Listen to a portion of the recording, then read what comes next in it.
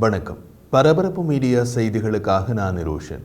தெற்கு லெபனானில் இஸ்ரேலிய பாதுகாப்பு படைகளின் தாக்குதல்கள் ஹெஸ்பொல்லாவின் தினசரி தாக்குதல்களுக்கு பதிலடி கொடுக்கும் விதத்தில் இருப்பது போல தோன்றினாலும் ஐடிஎஃப்பின் நோக்கம் இந்த தாக்குதல்களுடன் இஸ்ரேலுடனான எல்லையிலிருந்து லெபனானுக்குள் 5 கிலோமீட்டர் ஆழத்தில் இறந்த மண்டலத்தை உருவாக்குவதுதான் என்று பாதுகாப்புத்துறை வட்டாரங்கள் கூறுகின்றன.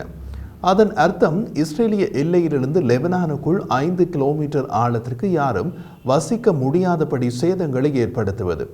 அப்படியான நோக்கத்துடன் தான் ஹெஸ்பொல்லாவுக்கான பதிலடியை ஐடிஎஃப் திட்டமிட்டு நடத்துகிறது என்கிறார்கள்.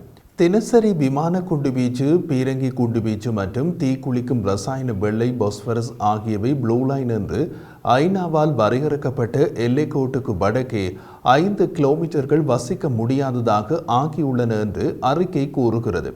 வெளியான தகவல்களின்படி ஒரு சில லெபனான் பொதுமக்கள் மட்டுமே இப்பகுதியில் உள்ளனர். பெரும்பாலான கட்டடங்கள் காலியாக உள்ளன மற்றும் அழிக்கப்பட்டுள்ளன.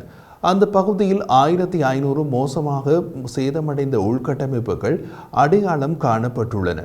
லெபனான் அதிகாரி ஹஷீம் ஹைதர் ஊடகங்களிடம் பேசிய போது லெபனானின் தெற்கில் 3000 வீடுகள் முற்றிலுமாக தரைமட்டமாகிவிட்டதாகவும் 12000 வீடுகள் நடுத்தர அளவிலான சேதங்களை சந்தித்துள்ளதாகவும் கூறினார். இஸ்ரேலிய தாக்குதல்கள் சிவிலியன் உள்கட்டமைப்பை முற்றிலும் சேதப்படுத்தியுள்ளதாக ஹைதர் மேலும் கூறினார். அவர் மேலும் தெரிவித்த போது, நாங்கள் 2006ஆம் ஆண்டு நடந்த போரில் பார்த்த ஆயுதங்களிலிருந்து தற்போது இஸ்ரேலால் பயன்படுத்தப்படும் ஆயுதங்களின் வகை வேறுபட்டது. முன்பு ஒரு வீட்டில் வெடிகுண்டு வீசப்பட்டால் சேதம் வீடு மற்றும் அதன் உடனடி சுற்றுப்புறங்களில் மட்டுமே இருக்கும். இப்போது ஒரு குண்டுவெடிப்பால் முழு சுற்றுப்புறங்களும் பாதிக்கப்பட்டுள்ளன. இஸ்ரேல் தற்காப்பு படைகள் வெள்ளை பாஸ்பரஸை பயன்படுத்தியதால் 12000 சதுர கிலோமீட்டர் விவசாய நிலம் அளிக்கப்பட்டதாகவும் ஹைதர் கூறினார். ஐடிஎஃப் குற்றச்சாட்டுக்களை மறுத்தது. அவர்களது கூற்றின்படி ஐடிஎஃப் ரசாயன பொருளை பயன்படுத்துவது சர்வதேச சட்டத்திற்கு இசைவானது. காரணம், அது தீயை ஏற்படுத்தும் நோக்கங்களுக்காக பயன்படுத்தப்படவில்லை, மாறாக புகைத்திரைகளை உருவாக்க பயன்படுத்தப்படுகிறது. தெற்கு லெபனானில் உள்ள நகரம் ஐடா அல் ஷாபின் மேயர் மொஹாமட் ஸ்ட்ரோ தெற்கு லெபனான் மீது நடத்தப்படும் இஸ்ரேலிய தாக்குதல்கள் திட்டமிட்ட அழிவை ஏற்படுத்தும் விதத்தில் நடத்தப்படுகின்றன என்றார். தெற்கு லெபனானில் உள்ள அவரது நகரத்தில் மட்டும் 292 கட்டடங்கள் முழுமையாக சேதமடைந்துள்ளதாக அவர் கூறினார். ஒரு மூத்த ஐடிஎஃப் அதிகாரி, இஸ்ரேலிய எல்லையில் நடமாட்டமற்ற ஒரு இடையக மண்டலம் விரும்பத்தக்கது என்ற போதிலும் தற்போது நடக்கும் தாக்குதல்கள் ஒரு இடையக மண்டலத்தை ஏற்படுத்துவதற்காக திட்டமிட்டு நடத்தப்படுபவை அல்ல. ஹெஸ்பொல்லா பின்னுக்கு தள்ளப்படுவதையே நாங்கள் விரும்புகின்றோம். ஐநா அமைதி காக்கும் துருப்புகள், லெபனான் ஆயுதப்படைகள் அல்லது லெபனான் பொதுமக்கள் அங்கு தங்கியிருப்பதில் எங்களுக்கு எந்த பிரச்சனையும் இல்லை.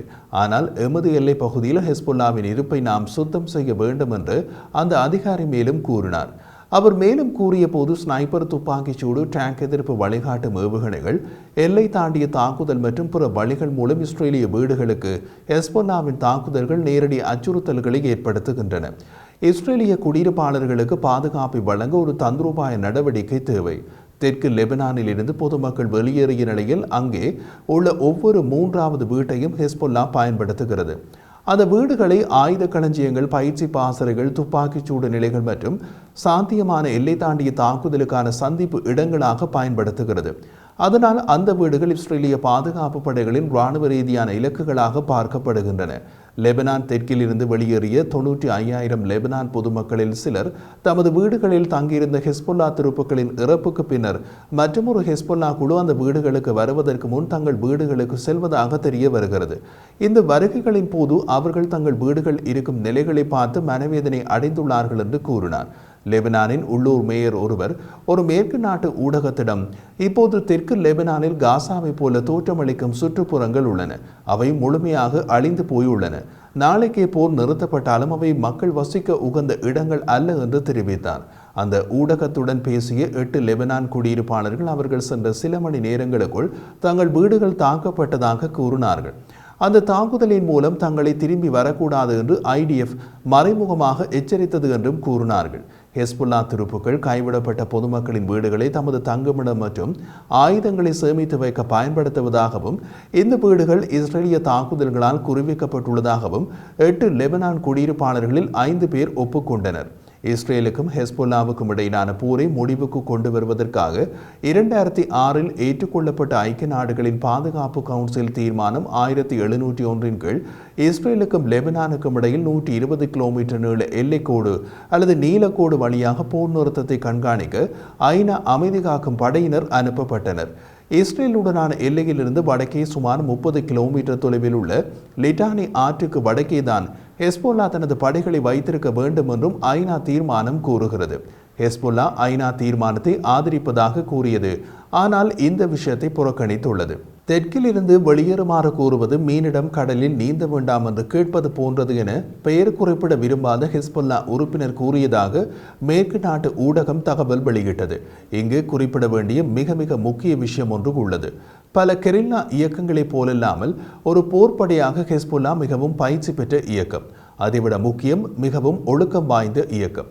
2006 போரின் போது பல மேற்கு நாட்டு ஊடக செய்தியாளர்கள் ஹெஸ்போல்லாவின் தளங்களுக்கு நேரில் அழைக்கப்பட்டார்கள்.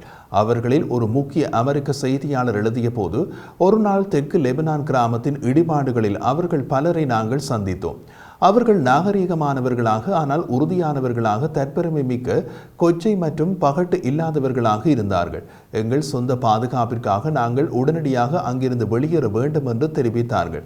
நாம் இங்கிருந்து தாக்கப் போகிறோம், உடனடியாக பதிலடி பெறும், நாம் தப்பித்துக் கொள்ள பார்ப்போம், நீங்கள் தேவையில்லாமல் இதில் சிக்கிக் கொள்ளாதீர்கள் என்று சிரித்த முகத்துடன் கூறினார்கள் என்றார். காசாவை போலல்லாமல் லெபனான் விரோத அண்டை நாடுகளால் கட்டுப்படுத்தப்படவில்லை. இது சிரியா மற்றும் ஈராக்கில் உள்ள நட்பு ஆட்சிகளுடன் மூலோபாய ஆழத்தை வைத்திருக்கிறது. ஈரானுக்கு நேரடி அணுகலை அனுமதிக்கிறது. பல ஆண்டுகளாக சிரியாவில் உள்ள இலக்குகளை இஸ்ரேல் தொடர்ந்து தாக்கி வருகிறது. ஹெஸ்போல்லாவுக்கு ஆயுதங்களை அனுப்புவதில் ஈடுபட்டதாக அது நம்புகிறது. சிரியாவில் உள்ள ஈரானிய இலக்குகள் மீதான பல தாக்குதல்கள் லெபனான் வான்பகுதியிலிருந்தே நடத்தப்பட்டன. அதற்கு லெபனான் அரசு எப்போதும் எதிர்ப்பு தெரிவித்ததில்லை. இஸ்ரேலுக்கும் லெபனானுக்கும் இடையிலான முழு அளவிலான போர் என்றால் இரு தரப்பினரும் மற்றவருக்கு குறிப்பிடத்தக்க வலியை ஏற்படுத்த முடியும். அதை இருதரப்பும் அவர்களுடன் தொடர்புபட்ட யாரும் விரும்பப் போவதில்லை. ஹெஸ்போல்லா தான் உலகிலேயே தமது ஒவ்வொரு உறுப்பினரின் இழப்பையும் பெயர் மற்றும் புகைப்படங்களுடன் நேர்மையாக அறிவிக்கும் ஒரே ஒரு இயக்கம் என்பது அமெரிக்காவுக்கும் தெரியும்.